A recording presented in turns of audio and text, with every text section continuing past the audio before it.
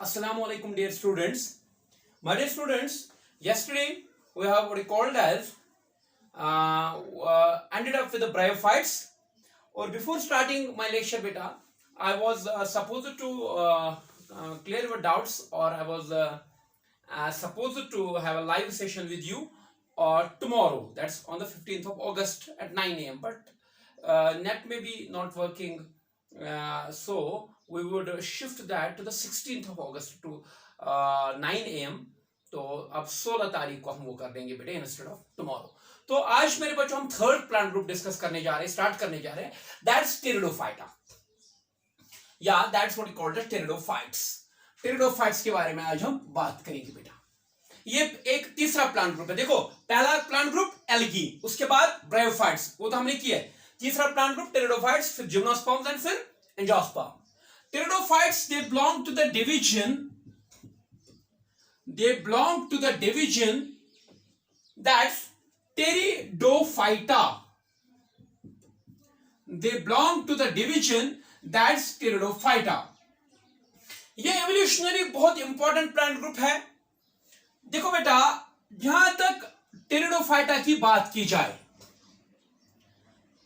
Evolutionary this is the first group of the plants, pteridophytes, which have evolved vascular tissues, that is xylem and phloem. Evolutionary first group of plants, evolutionary it is the first group of plants which have evolved vascular tissues,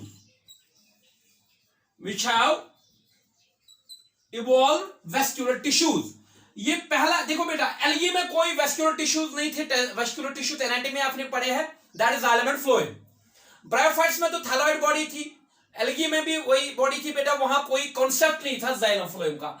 लेकिन ये evolutionary पहला group है plants का जिनमें vascular tissues that is xylem and phloem evolve हो गए बेटा.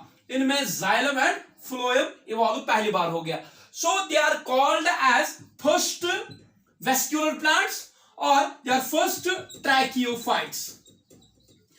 वो plants जिनमें vascular tissues होते हैं मेरे बेटे, वो plants जिनमें vascular tissues होते हैं, उनको हम tracheophytes बोलते हैं. उनको हम क्या बोलते हैं? tracheophytes. तो ये first tracheophytes हो गए, या ये हो गए first what we called as vascular plants. तो यहां तक आपने ये ध्यान रखना है बेटा. अब एक और पॉइंट मैं ऐड कर लूंगा. ये पहला पॉइंट था, ये सेकेंड पॉइंट था. तो वहां पे आपको नीट में या कॉम्पिटिटिव एग्जाम में पूछा जाता है which is the first group of what we called as vascular plants, which are the first tracheophytes in the plant kingdom, that's pteridophytes. Okay मेरे बच्चों, अगर बेटा इनका सेक्सुअल रिप्रोडक्शन देखिए जैसे ब्रायोफाइट्स का था, क्योंकि ये ब्रायोफाइट्स से इवॉल्व हो गए थे, इनके कुछ लिंक स्किन्स के साथ जुड़ती है ब्रायोफाइट्स के साथ. जैसे ब्रायोफाइट्स को फर्टिलाइजेशन के लिए, सेक्सुअल रिप्रोडक्शन के लिए वाटर की जरूरत रहती थी, वैसे इनमें भी है. समझ रहे आप?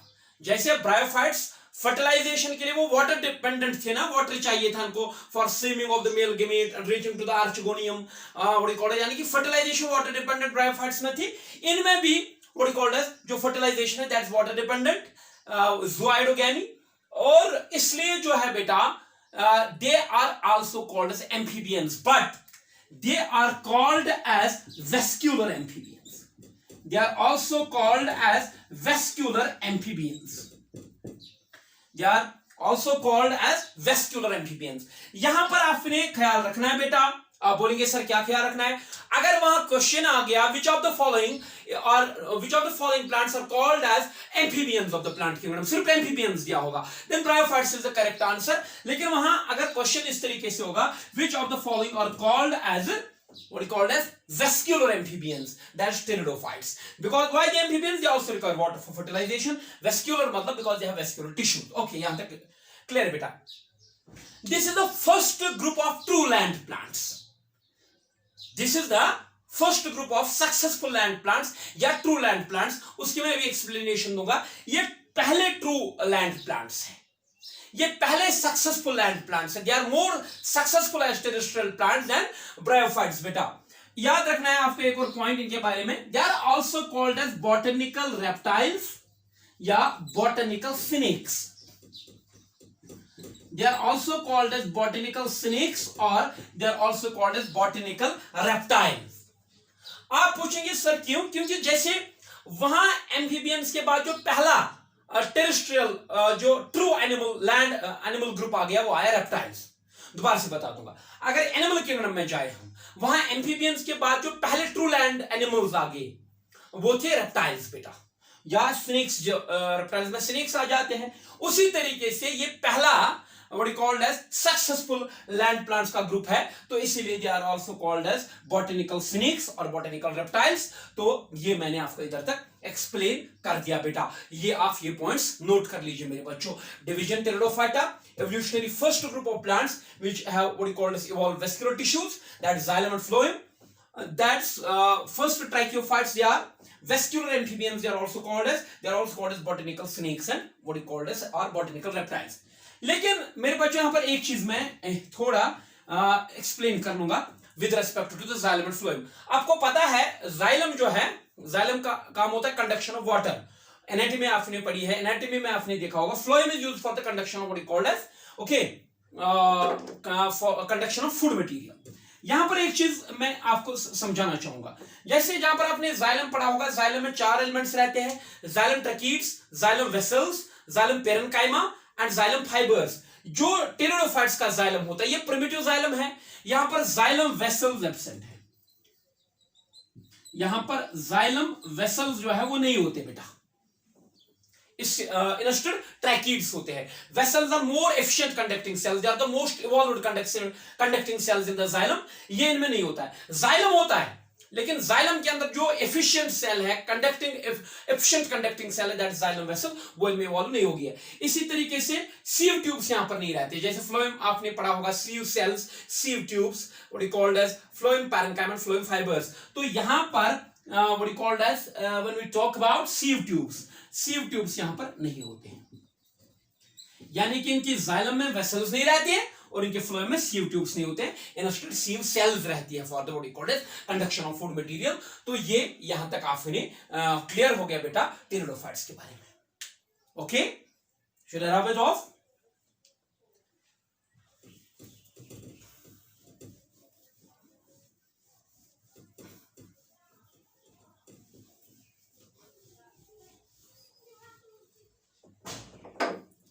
नाउ नेक्स्ट इज, ये पहले देखो बेटा, क्या मैंने आपको अभी बोला, they are the first true land plants.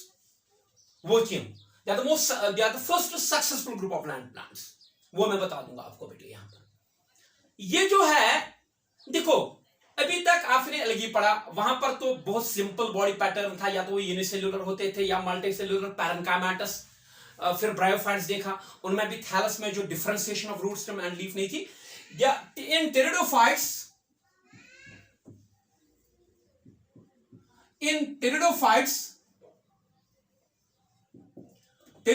में जो मेन प्लांट बॉडी होती है,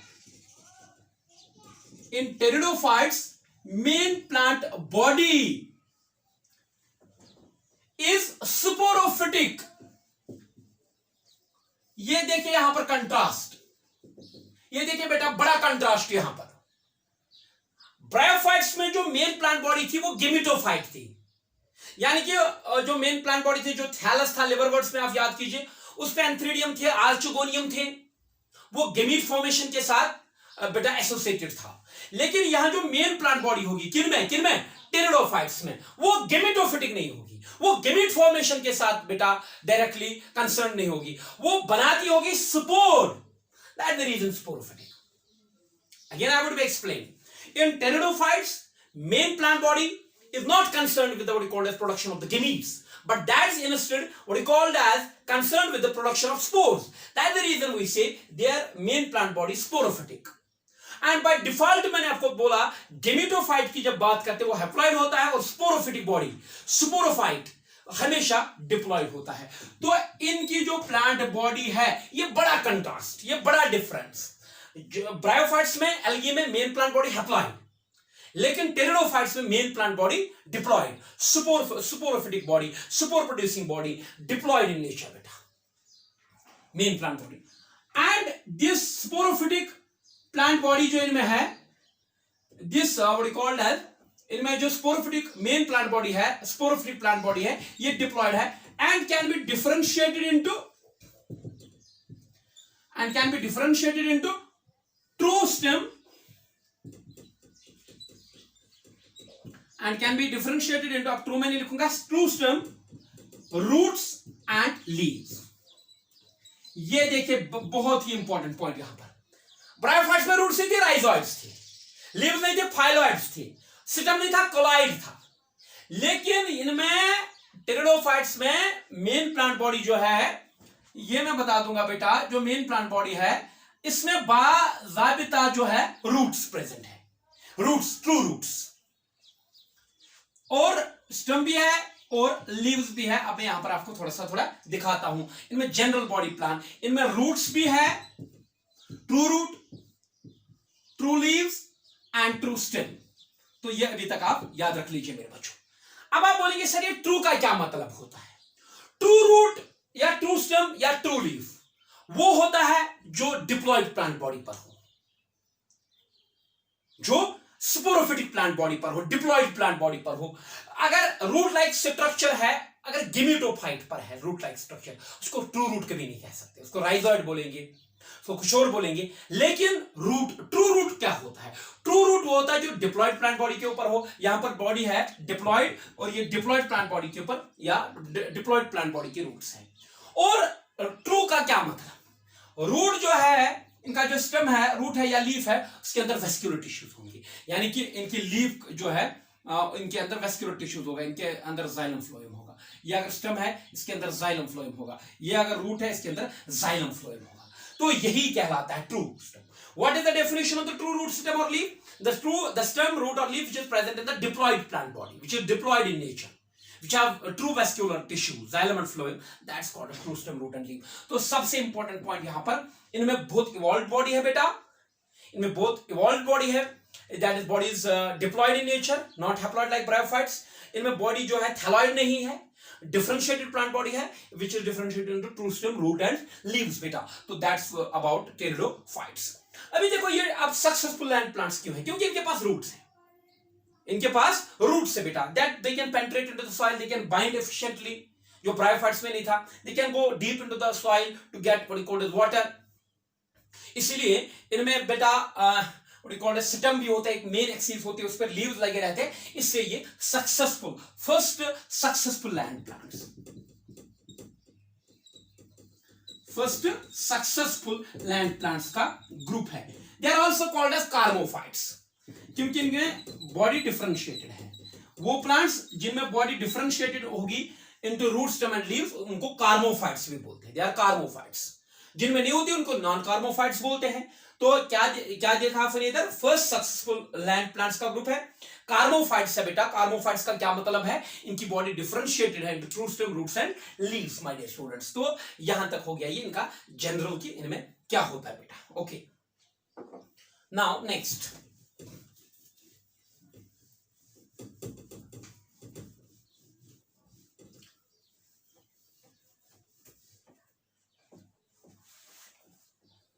डियर स्टूडेंट्स, इनकी हैबिट की बात करेंगे बेटा। Habit, now let's talk about their habit. Just like bryophytes, bryophytes की तरह बेटा, they are also found in cool, damp, like bryophytes, they are found in cool, damp, what you called as humid, shaded localities,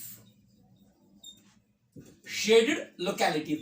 ये सब आप खुद appreciate करने चाहिए आप, क्योंकि इनको भी at the time of fertilization water चाहिए। तो डैम्प जगहों पर होते हैं जहां मॉइस्चर होता है, कूल पॉइंट, ह्यूमिडिटी जहां पर हो, शेडेड कंडीशंस हो जहां पर वाटर रहे। दो some flourish in sandy conditions, some flourish in sandy conditions। कुछ टेरिडोफाइट जो है ये सैंडी कंडीशंस में भी फ्लोरिश कर लेते हैं बेटा, वो मैं आगे आपको बता दूंगा। Some flourish in the sandy conditions. तो ये हो गया इनके हैबिट के बारे में बेटा, हैबिटेट के बारे में। ये हो गया इनके हैबिटेट के बारे में कि ये कहां पर इनके हैबिट के बारे में। तो इनका हैबिट ही आप याद रखिए, इनके हैबिट के बारे में ये हो गया बेटा कि ये कहां किन जगहों पर कैसे लोकेलिटीज में पाए जाते हैं बेटा। अब सुनो इधर मेरी बात, अब मैं एक अहम पॉइंट आपसे यहां पर डिस्कस करना चाहूंगा बेटा।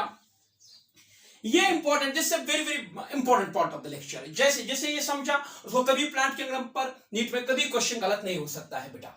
यहां पर थोड़ा देख रहे हैं, देखो इनके लाइफ साइकिल में भी दो जनरेशंस देखने को मिलती है। जैसे ब्रायोफाइट्स में था, इनके लाइफ साइकिल में भी दो जनरेशंस देखने को मिलती है। One is sporophytic plant body, one is sporophytic plant body and another is gametophytic plant body। यानी कि जब आप अभी मैं आगे जब पढ़ाऊंगा, इनका जो लाइफ साइकिल है इसमें भी दो जनरेशन आपको, इनमें भी अल्टरनेशन ऑफ जनरेशन है। आप याद करो मेरे बच्चों ब्रायोफाइट्स को, वहां पर मेन प्लांट बॉडी थी गेमेटोफाइट, फिर सेक्सुअल रिप्रोडक्शन के बाद एक फेज आया था sporophyte, food seat and capsule. तो दो जनरेशन देखने को मिली थी, लेकिन वहां पर डोमिनेंट था गेमेटोफाइट। इसी तरीके से इनमें भी दो जनरेशंस देखने, इनके लाइफ साइकिल में भी दो जनरेशंस देखने मिलते हैं। One is sporophytic plant body and other is gametophytic plant body. लेकिन इनमें याद रखना, इनमें जो डोमिनेंट प्लांट बॉडी है या जो डोमिनेंट फेज है वो ये है। डोमिनेंट फेज ये है कौन बेटा? सुपोरोफिटिक प्लांट बॉडी डोमिनेंट होती है। इसमें रूट होता है, इसमें जैसे अभी मैंने आपको बोला, इसमें रूट होता है, इसमें स्टेम होता है बेटा, इसमें लीव्स होते हैं, जो भी, तो ये चीजें इसमें होती है। और जो गेमेटोफाइट इनमें बनता है बेटा, इनमें जो गेमेटोफाइट बनता है, मुझे बताओ ब्रायोफाइट्स में डिपेंडेंट फेज कौन सा था? ब्रायोफाइट्स में स्पोरोफाइट की स्पोरोफाइट था ना वहां पर, गेमेटोफाइट वहां इंडिपेंडेंट था, तो वहां डिपेंडेंट था स्पोरोफाइट। इनमें जो गेमेटोफाइट बनता है लाइफ साइकिल में बेटा, दैट इज इनकॉन्स्पिशियस,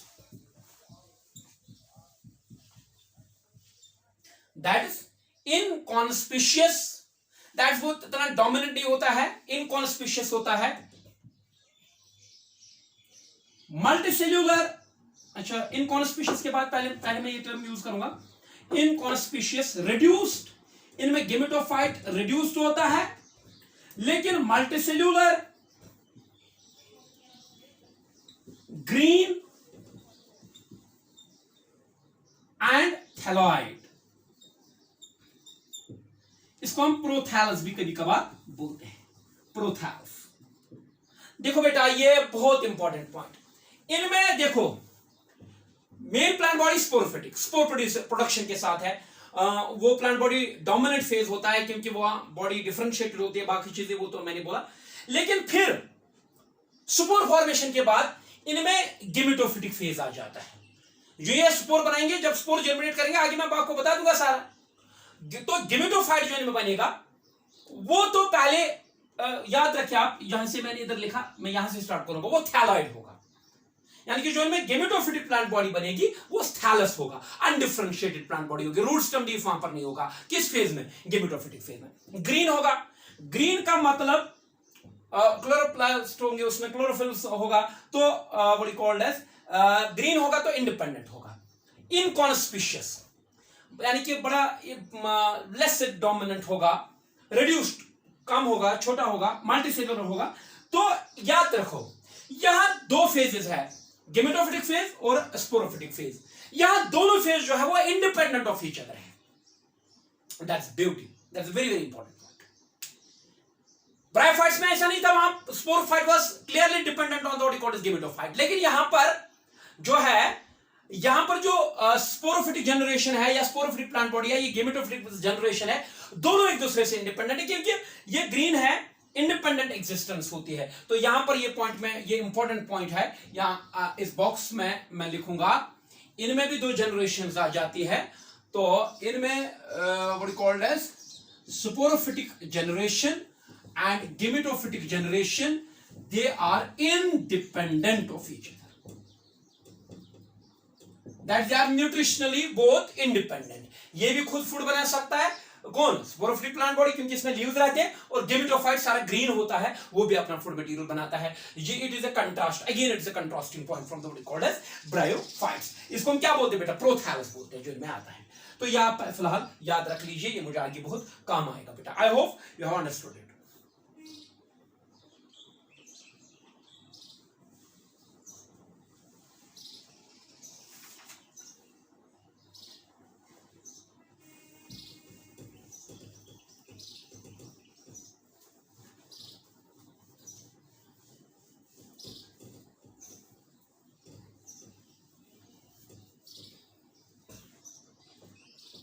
देखिए बेटे, आप बहुत ही ज्यादा इंपॉर्टेंट जगह पर आ गए. इनमें जो लीव्स होते बेटा, इन टेरिडोफाइट्स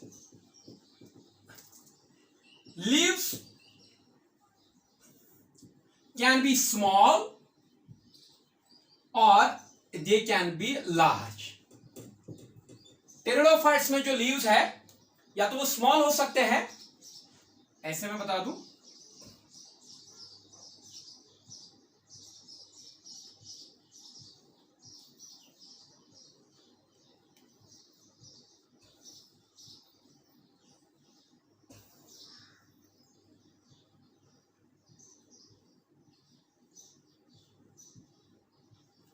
यहां पर लीव्स देख लीजिए आप, स्मॉल लीव्स है. In pteridophytes leaves can be small, those are called as microphylls. या तो टेरिडोफाइट्स के अंदर छोटे छोटे लीव्स देखने को मिलेगा, जिनको हम माइक्रोफिल्स बोलते हैं. लाइक स्लैजिनेला, एक टेरिडोफाइट है, इसमें ये कंडीशन पाई जाती है. SELAGINELLA, Selaginella. और दे कैन बी लार्ज. अगर लार्ज होंगे फिर इनको macrophylls. Micro small, macro large, they are found in the ferns. आगे मैं आपको बता दूंगा. ये इनके लीव्स के बारे में हो गया. और इनके अगर रूट्स की बात करेंगे बेटा, मुझे आप एक सवाल का जवाब दीजिए. क्या इनमें जो रूट होगा वो एडवेंटिशियस होगा कि वो टैप रूट होगा? जो टेरिडोफाइट में रूट होगा, आपको पता है मॉर्फोलॉजी में आप पढ़ते हैं, जो टेरिडोफाइट्स में रूट होगा वो एडवेंटिशियस होगा कि वो बेटा टैप रूट होगा. Obviously that would be adventitious, क्योंकि टैप रूट जो बनता है वो बनता है रेडिकल से. Radical is a part of embryo, and embryo what called radical is a part of seed. तो इनमें सीड नहीं होता है बेटा, सीड नाम की कोई चीज इनमें नहीं होती है. तो इनमें जो रूट्स होते हैं, they are obviously adventitious, they arise from the base of the stem. तो ये याद रखना बेटा. ये हो गया इनका लीव्स के बारे में बेटे. अब इंपॉर्टेंट चीज,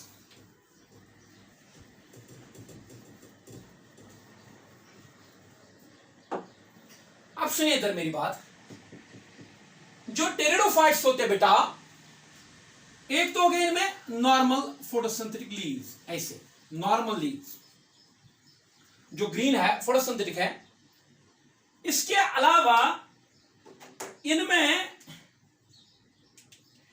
अलावा बेटा इनमें कुछ मॉडिफाइड लीव्स होते हैं. इसके अलावा इनमें कुछ क्या होते हैं बेटा? इसके अलावा इनमें कुछ मॉडिफाइड लीव्स होते हैं बेटा. आप बोलेंगे सर मॉडिफाइड क्या? ये ग्रीन लीफ है, ये ग्रीन लीफ है, ये ग्रीन नहीं होता है, नॉन ग्रीन होता है, नॉन फोटोसिंथेटिक लीफ होता है. और इसके अंदर सैक लाइक स्ट्रक्चर्स रहते हैं. उन सैक लाइक स्ट्रक्चर्स को हम सुपोरंजिया बोलते हैं. Very very important. टेरिडोफाइट्स में कुछ मॉडिफाइड लीव्स रहते हैं. लीफ ही होता है लेकिन मॉडिफाइड का नॉन ग्रीन, नॉन फोटोसिंथेटिक, या कभी ग्रीन भी हो सकता है, जनरली नॉन ग्रीन ही होते. इनमें जो मॉडिफाइड लीव्स होते हैं, उन मॉडिफाइड लीव्स के अंदर स्पोर बियरिंग स्ट्रक्चर्स होते हैं प्रेजेंट, उनको हम स्पोरेंजिया बोलते हैं. और ऐसे लीव्स को हम बोलते हैं बेटा स्पोरोफिल्स. स्पोरोफिल्स बोलते हैं. क्या बोलते हैं इसे हम? स्पोरोफिल्स बेटा. क्या बोला मैंने? टेरिडोफाइट्स की बॉडी में कुछ लीव्स मॉडिफाइड रहती है, उन लीव्स के ऊपर स्पोरेंजिया बनते हैं, उन लीव्स के ऊपर क्या बनते हैं बेटा, स्पोरेंजा बनते हैं, यानी कि सैक लाइक स्ट्रक्चर्स बनते हैं। उन सैक लाइक स्ट्रक्चर्स के अंदर स्पोर बनते हैं, और ऐसी लीव्स जिनके ऊपर स्पोरेंजा होंगे उनको हम स्पोरोफिल्स बोलते हैं बेटा। ये जो स्पोरोफिल्स है या तो ये सिंगली प्रेजेंट होंगे, एक एक लीफ होगा, या कभी कभार क्या होता है, ये हो गया एक स्पोरोफिल, ये हो गया दूसरा स्पोरोफिल, ये हो गया तीसरा स्पोरोफिल, ये हो गया चौथा स्पोरोफिल, ये एग्रीगेट करते हैं और एक कंपैक्ट स्ट्रक्चर बनाते हैं, that is called as what you call strobilus. क्या बोला मैंने बेटा, आगे मैं आपको बता दूंगा, ये इक्विसिटम में देखने को मिलता है। क्या बोला मैंने, क्या बोला, ये जो स्पोरोफिल्स होते हैं या तो ये एक एक होंगे, जैसे इधर मैंने बनाया एक स्पोरेंजा है, इसके ऊपर एक लीफ है, उसके ऊपर स्पोरेंजा। कभी क्या होता है, ये रह गया बेटा एक हमारा स्पोरोफिल, ये दूसरा स्पोरोफिल, ये तीसरा स्पोरोफिल, ये चौथा स्पोरोफिल, ये जुड़ जाते हैं सारे स्पोरोफिल्स और एक कोन जैसा बनाते हैं और स्ट्रक्चर बनाते हैं, इसको हम स्ट्रोबेलस बोलते हैं बेटा, कोन भी कभी कभार बोलते हैं। तो ये हो गया मेरे बच्चों, इसने आपने इन सब में क्या एक चीज होगा कॉमन, इनमें सैक लाइक स्ट्रक्चर्स होंगे, स्पोरेंजा, उन स्पोरेंजा के अंदर होगा बेटा व्हाट यू कॉल्ड उनके स्पोर फॉर्मेशन उनके अंदर हो जाएगी। चलिए बेटा ठीक है। नाउ मैं यहां पर ऐसे बता दूंगा, मुझे बताओ स्पोरोफिल किसका पार्ट है, स्पोरोफिटिक प्लांट बॉडी का या गेमेटोफिटिक प्लांट बॉडी का? स्पोरोफिटिक प्लांट बॉडी का, तो ऑब्वियसली जो स्पोरोफिल्स होंगे वो डिप्लॉयड होंगे। ये हो गया हमारा स्पोरोफिल, ये डिप्लॉयड होगा 2n, इसमें 2 सेट्स ऑफ क्रोमोसोम्स होंगे। इन स्पोरोफिल्स के अंदर सैक लाइक स्ट्रक्चर्स रहते हैं, उनको हम बोलते हैं स्पोरेंजा। जो स्पोरेंजा होते हैं बेटा, ये रह गया हमारा स्पोरेंजा, इसके अंदर डिप्लॉयड सेल्स रहती है, that's diploid SMCs, spore mother cells, diploid spore mother cell. अभी तक root diploid, stem diploid, leaf diploid, sporophyll diploid, sporangia diploid, spore mother cell diploid. अभी इनकी बॉडी में आपने कोई हैप्लॉयड सेल नहीं देखा, कोई सी हैप्लॉयड चीज का जिक्र नहीं हो गया बेटा। अभी तक स्पोरोफिटिक प्लांट बॉडी की बात हो रही थी। अब ये जो 2n एसएमसीज है, स्पोर मदर सेल्स है, दे विल अंडरगो मियोसिस, इनको मियोसिस हो जाएगी और वहां पर ये स्पोर्स बनाएंगे। स्पोर मदर सेल्स है तो स्पोर्स बनाएंगे। अब लेकिन मुझे बताइए, आप जो स्पोर्स बनेंगे ये हैप्लॉयड बनेंगे कि डिप्लॉयड? ये मियोसिस से बन गया, मियोसिस इज रिडक्शन डिवीजन। ये स्पोर्स बनेंगे हैप्लॉयड, इनमें एक ही सेट ऑफ क्रोमोसोम्स होगा, तो इनको आप मियोस्पोर्स भी बोलेंगे। क्यों मियोस्पोर्स बोलेंगे? क्योंकि मियोसिस से बन गए। अब है कहां पर बेटा? अभी तो ये स्पोरेंजा के अंदर है, स्पोरोफिल्स के अंदर। फिर ये स्पोर जो है हमारे, ये डिस्पर्स हो जाते हैं, ये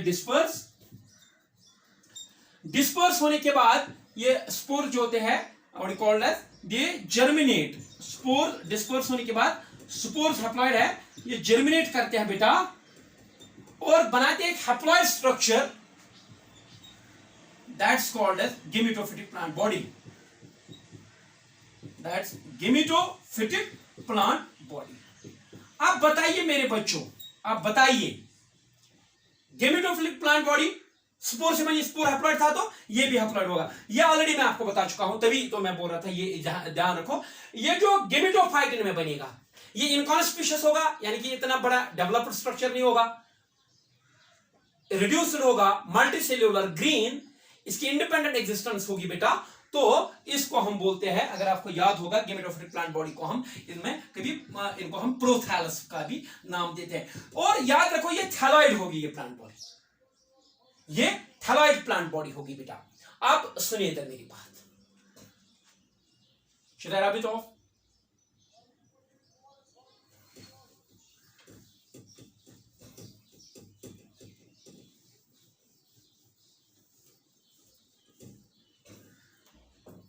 Now look at me, क्या हो गया इनमें, क्या सीखा आपने? मैं बता दूंगा आपने क्या सीखा। ये देखो बेटा, मैंने बोला आपको इनमें हार्ट शेप्ड ये ऐसे स्ट्रक्चर बनता है, इस स्ट्रक्चर को हम प्रोथैल्स बोलते हैं या गेमेटोफाइट बोलते हैं।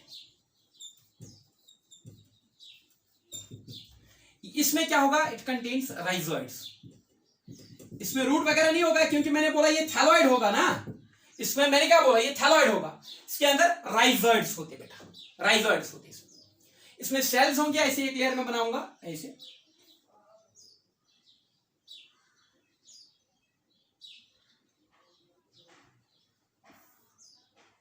मैं एक ही लेयर ड्रा करूंगा बेटा। ये हार्ट लाइक अपीयरेंस इसकी होती है। ये जो सेल्स इसके अंदर होंगे ये फोटोसिंथेटिक होंगे, ग्रीन होंगे बेटा, और इसी के अंदर सेक्स ऑर्गन्स फिर बन जाते हैं बेटा, एंथ्रीडियम आर्चिगोनियम बन जाता है। तो फिर यहां पर मैं बता दूंगा, मान लीजिए अगर मोनोइशियस है ये बन जाएगा एंथ्रीडियम और ये बन जाएगा बेटा आर्चिगोनियम। मुझे बताओ एंथ्रीडियम आर्चिगोनियम जो है ये मेन प्लांट बॉडी पर बना नहीं बना, ये किस पर बना, गेमिटोफाइट पर बना। फिर आपको पता है एंथ्रीडियम आर्चिगोनियम वैसे ही होता है बेटा, एंथ्रीडियम के अंदर बेटा एंड्रोसाइट्स होंगे, एंड्रोसाइट मदर सेल्स होंगे, वो माइटोसिस हो जाएगी बेटा, व्हाट कॉल्ड एज ये जो एंथ्रीडियम है मैं यहां पर बता दूंगा, एंथ्रीडियम जो है ये एंथ्रोजॉइड बनाएगा या स्पर्म बनाएगा या मेल गेमीट बनाएगा, एंथ्रोजॉइड बनाएगा या what called as male gamete बनाएगा। इनमें मेल गेमीट, इनमें ऐसे होता स्पाइरल, और यहां पर एक चीज है मल्टीफ्लैजिलेटेड होता है। इनमें एंथ्रोजॉइड जो है ये एंथ्रीडियम है, एंथ्रीडियम कहां, स्पोरोफाइट पर कि गेमिटोफाइट पर, गेमिटोफाइट पर, और ये इसके ऊपर एंथ्रोजॉइड एंथ्रीडियम होगा, ये एंथ्रीडियम है, ये एंथ्रीडियम, ये बेटा आर्चिगोनियम, बिल्कुल वो मैं पढ़ा चुका हूं आपको, प्राइवेट्स में रिपीट नहीं करूंगा इधर। एंथ्रीडियम एंथ्रोजॉइड बनाएगा या मेल गेमीट, ये यहां पर जो होता है स्पाइरल होता है और मल्टीफ्लैजिलेटेड हो सकता है, उनमें बाइफ्लैजिलेटेड होता था प्राइवेट्स में, यहां पर मल्टीफ्लैजिलेटेड होता है।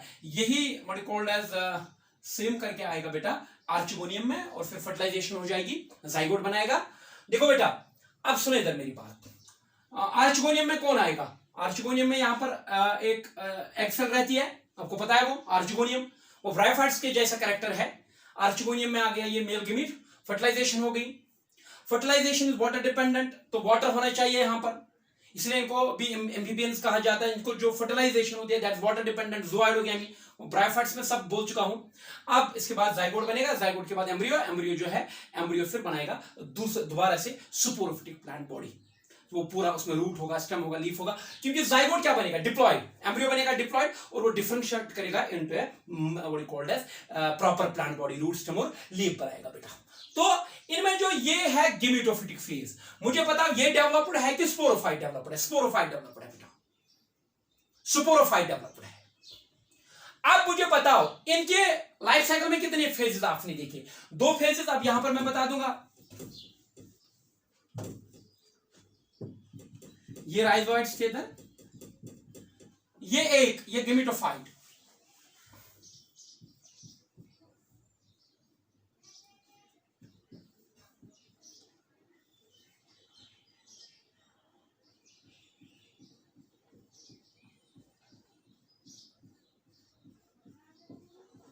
ये मान लीजिए आप स्ट्रोबिलस, स्ट्रोबिलस क्या है अभी आप भूल गए होंगे, it's a aggregation of sporophylls, aggregation of sporophylls. ये main plant body that sporophyte, ये गेमिटोफाइट।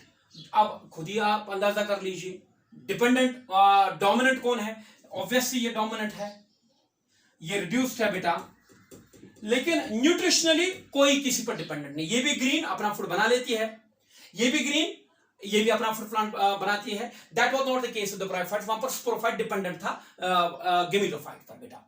और आप मुझे बताइए ये जो है ये इसमें सेक्स ऑर्गन्स बनते हैं गेमिटोफाइट में, और जो गेमिटोफाइट होता है ये थैलॉइड होता है, याद रखना, क्योंकि यहां कोई differentiation of root stem leaf नहीं है। तो dominant phase sporophytic, reduced phase gametophytic. इनकी लाइफ साइकिल में भी कितनी फेजेस आ गए, 2, एक सुपोरोफिटिक फेज, दूसरा गेमेटोफिटिक फेज। क्या ये सेम है कि डिफरेंट है, होमोलॉगस है कि हेटेरोलॉगस, डेफिनेटली हेटेरोलॉगस। इसका स्ट्रक्चर एक अलग टाइप का है, इसका स्ट्रक्चर एक अलग टाइप का है। तो इसमें इसको हम अल्टरनेशन ऑफ जनरेशन बोलते हैं। दे show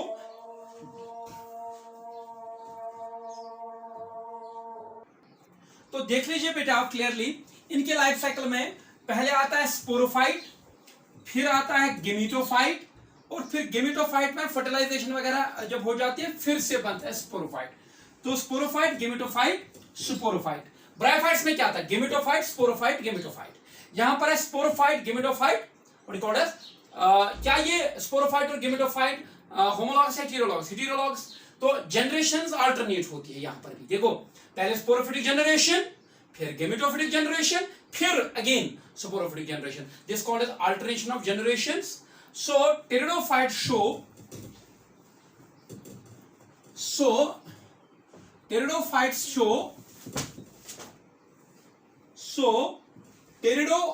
show heterologous alternation of generations। तो टेरिडोफाइट्स क्या दिखाते हैं? Show heterologous alternation of generations। dominant phase of life cycle, dominant phase sporophytic generation, dominant phase sporophyte। और ऐसे लाइफ साइकिल को हम बोलते हैं डिप्लो, क्योंकि dominant phase diploid, Diplo life में हैप्लॉइड फेज भी आता है, ये गेमिटोफाइट हैप्लॉइड होता है, Diplo haplontic life cycle.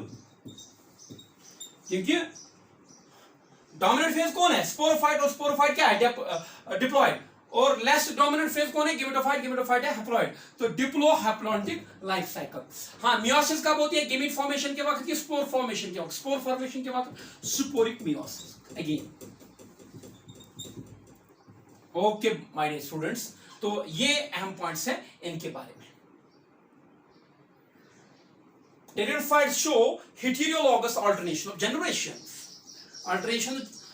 generations alternate with each other। dominant phase of the life cycle sporophyte, lesser dominant gemitophyte। such a type of life cycle is called as diploplontic life cycle।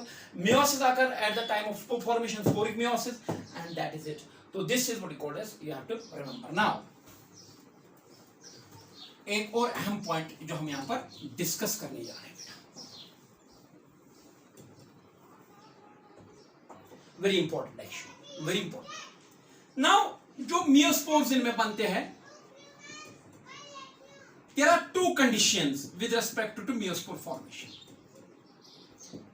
देखो बेटा, मियोस्पोर बनते हैं, bryophytes में भी miospores बनते थे, लेकिन अगर आपको याद होगा, याद तो आप रखते नहीं, अगर आपको याद होगा मैंने आपको बोला था ब्रायोफाइट्स में जो मियोस्पोर्स बनते हैं, they are all morphologically alike, they are similar, and that condition is called homospores condition. इनमें हेटेरोस्पोर्स कंडीशन नहीं होती, ब्रायोफाइट्स की बात कर। लेकिन टेरिडोफाइट्स में क्या है? If all meiospores are similar, if all meiospores are similar, that's called as homospores condition।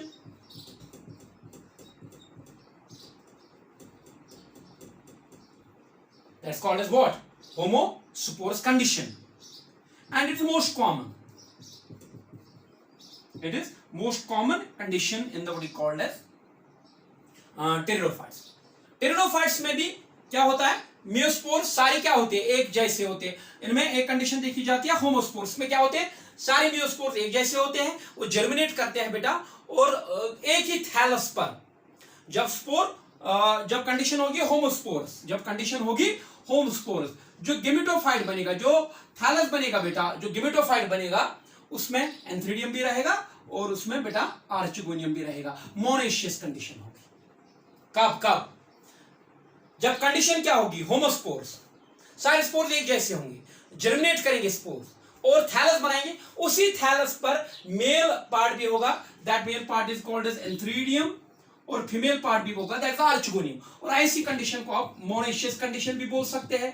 क्यों मोनोइशियस कंडीशन? क्योंकि एंथ्रीडियम आर्चिगोनियम एक ही थैलस पर है, और ये ज्यादा कॉमन कंडीशन है टेरिडोफाइट्स के अंदर। It is found in pteridophytes like what is called as, it's found in terrestrial ferns like Dryopteris, Pteris adiantum, ये सारे टेरेस्ट्रियल फर्नस है जो आगे मैं आपको बता दूंगा। अब होमोस्पोर्स कंडीशन क्यों टेरिडोफाइट्स में पाई जाती है? ड्रायोप्टेरिस है एक, टेरिस है दूसरा, और एडियंटम है तीसरा। अब इफ मियोस्पोर्स जो बन गए स्पोरेंजा के अंदर, if they are different, that is some are small and some are large. देखो यहां पर आप आराम से क्या कर सकते हैं, आप डिफरेंशिएट कर सकते हैं मियोस्पोर्स के बीच में, कुछ स्मॉल होंगे और कुछ लार्ज होंगे। जो स्मॉल होते हैं बेटा, एग्जांपल क्या क्लियर होगी, Dryopteris, Pteris, Adiantum, they are terrestrial ferns, आगे मैं बता दूंगा। अगर स्पोर स्मॉल होगा इसको माइक्रोस्पोर बोलेंगे, अगर लार्ज होगा तो इसको मेगास्पोर बोलेंगे। जब माइक्रोस्पोर, तो देखो यहां जो स्पोर्स बन गए स्पोरेंजा के अंदर, ये कंट्रास्टिंग है, एक स्मॉल एक large, morphologically different. Small is called as microspore and large one is called as megaspore, and large one is called as what, megaspore. ये जो माइक्रोस्पोर है, it would germinate to form male gametophyte. ये जो gametophyte बनाएगा, ये जो gametophyte बनाएगा, मान लीजिए ऐसे, उसमें सिर्फ क्या रहेगा बेटा, उसमें सिर्फ एंथ्रीडियम रहेगा। इसमें सिर्फ क्या रहेगा, इसमें सिर्फ एंथ्रीडियम रहेगा। और जो मेगास्पोर है ये जर्मिनेट करेगा तो it will form female gametophyte, female gametophyte. उसमें जो रहेगा उसमें बेटा ऐसे रहेगा, this is what is called as archegonium, इसमें आर्चिगोनियम रहेगा। यहां मेल गेमीट बनेगा, यहां एग रहेगा, फिर वाटर की वजह से यहां पहुंचेगा तो फर्टिलाइजेशन हो जाएगी, फर्टिलाइजेशन के बाद जाइगोट, जाइगोट के बाद एम्ब्रियो, एम्ब्रियो के बाद नया प्लांट बनेगा, वो इसके ऊपर बनेगा फीमेल गेमेटोफाइट के ऊपर, ये फिर डिसइंटीग्रेट हो जाता है और स्पोरोफाइट ग्रो करता है। तो इस कंडीशन को हम बोलते हैं हेटेरोस्पोर्स कंडीशन। याद रखना आप, यहां पर क्या है, यहां दो प्रकार के स्पोर्स बनते हैं, माइक्रोस्पोर्स एंड मेगास्पोर्स। मुझे बताओ ये मोनोशियस कंडीशन है कि डायोशियस? डायोशियस, क्योंकि मेल पार्ट एंथ्रीडियम एक थैलस पर, आर्चिगोनियम दूसरी थैलस पर, it is dioecious condition, it is dioecious condition. Homospores condition में मोनोशियस कंडीशन होती है और यहां डायोशियस कंडीशन होती है बेटा। तो this formation of two different types of spores, this heterospores condition, it's called as heterospory। और ये भी कभी कभार नीट में अक्सर पूछा जाता है कॉम्पिटिटिव एग्जाम्स में, किन में पहली बार हेटेरोस्पोरी देखने को मिली, किस प्लांट ग्रुप में पहले हेटेरोस्पोरी इवॉल्व हो गई? That's obviously pteridophytes, not bryophytes. Bryophytes are homospores and they can be heterospores as well as homospores. Common condition in pteridophytes is homospores, but heterospory has evolved in them. वो आगे मैं उसमें और भी थोड़ा सा बात कर लूंगा बेटा। तो ये आज आपने रखना है, तो हेटेरोस्पोरी इनमें आ गई, किन में बेटा? शाबाश, टेरिडोफाइट्स में। अब हेटेरोस्पोर्स कंडीशन जो है, it is present in heterospores condition. Heterospores condition is found in Salvinia. It's an aquatic fern. Azolla, Marsilia, ये सारे एक्वाटिक फर्नस है एंड सिलाइजिन, इनमें हेटेरोस्पोर्स कंडीशन देखने को मिलती है। तो ये हो गया मेरे बच्चों क्लियर। बाकी इंशाल्लाह नेक्स्ट सेक्शन में। Thank you for watching, keep watching and keep preparing. Allah bless you.